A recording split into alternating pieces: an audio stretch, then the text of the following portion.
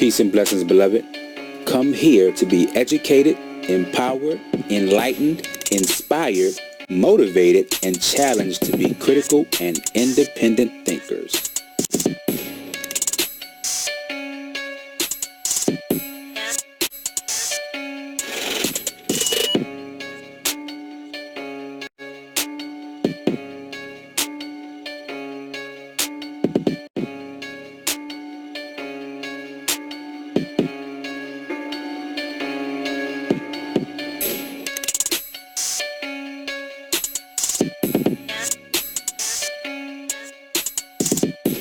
Let's get to it.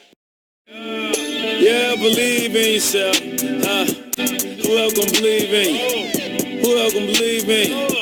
Who else gonna believe in you? Believe in yourself. Yeah. Who else gonna believe in you? Who else gonna believe in you? Who else gonna believe in you? Believe in yourself. Health is wealth. Peace and blessings, beloved. I pray all is well with you and yours. Welcome to the Life LessonsU Series. Derek Rose Believe in Yourself edition Postscript. All right, so let's put a bow on this topic of value by giving a few real-world examples. The first one being the business of basketball. And so when you think about the business of professional basketball, you have to understand the hierarchy, you have to understand the structure. So at the very top, we have the owner. He owns the team. He leases a facility in a given city. Most of the time, he doesn't pick the city. The teams have already been established. We're talking about present day. Teams have already been established. There have been expansion teams over the years. Vancouver, Toronto come to mind. But for the most part, an owner would see a team that's already established and purchase that team from the previous owner. And so let's take a look at owner X, who just purchased a team in a given city, which is in a particular market. Let's just say it's a mid-level market, meaning that profitability shouldn't be expected to be on the level of a highly visible team in a majority basketball favored town, but he's in a mid-level city where there's a lot of buzz for basketball, but people don't necessarily put it high on their list of activities to engage in. So he has a job to do. He has a goal in mind. He wants to increase his patron percentage. He wants to win more games, and he wants to be a viable contender for an NBA championship, which is the highest prize. So he has some decisions to make. He has to improve the stadium, the facility, as much as he sees worth it to invest. And then he has to go over his roster and see who is of high value, low value, and no value. And so once he does that, he determines which players he needs to trade for or trade, what draft picks he needs to look at in the upcoming draft from college basketball. And, at this day and age, overseas, internationally as well. And then he makes a determination on who he needs to waive or cut. And so again, we see that he's already looking at how he can assign value to every player on his team. And so then you look at it from your perspective as a player. You may or may not know how he feels about you and your value. Because the fact of the matter is, like I alluded to earlier, the owner doesn't have to let you know why you're being traded, cut, or waived. And oftentimes players will find out from other sources than the team.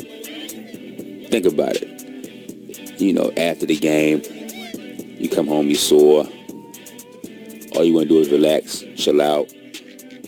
Maybe you can't go to sleep, so you turn on the TV, turn to a sports channel. You see the ticker on the bottom, flash breaking news, so-and-so's been cut or traded. And you look and you say, hold on, man, that name look an awful lot like my name. And you're like, oh, snap. I just left the daggone arena. I just shook hands with the owner and the GM. It was really good.